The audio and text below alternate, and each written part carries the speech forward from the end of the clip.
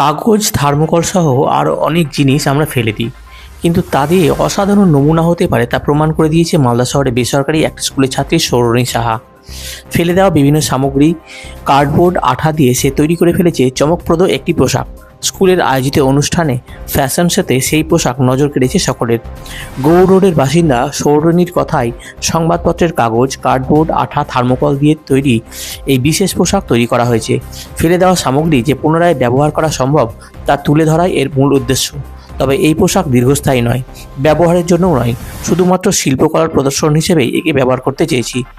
সৌরণীর মা রিম্পা সাহার বক্তব্য, ছোটবেলা থেকেই বাড়িতে ফেলে দেওয়া বিভিন্ন জিনিস সযত্নে সাজিয়ে রাখে সে। সময় পেলে তা দিয়ে কিছু না কিছু তৈরি করে। স্কুলের ফ্যাশন শোয়ের জন্য কাগজ এবং থার্মোকল দিয়ে একটি পোশাক তৈরি করেছে আমার মেয়ে। তার এই চিন্তাভাবনা সত্যি খুব দূরদর্শী। ওর ওই সব পড়ে পাওয়া, ফেলে দেওয়া জিনিসগুলো সব সযত্নে গুছিয়ে রাখে।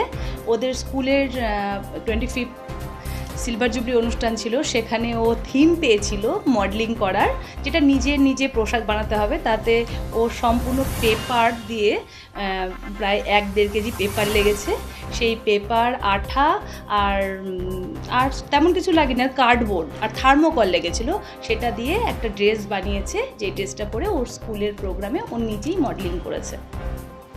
এটা হচ্ছে আমাদের স্কুলে একটা ফ্যাশন শো অর্গানাইজ করা হয়েছে অ্যানুয়াল কনসার্টের জন্য।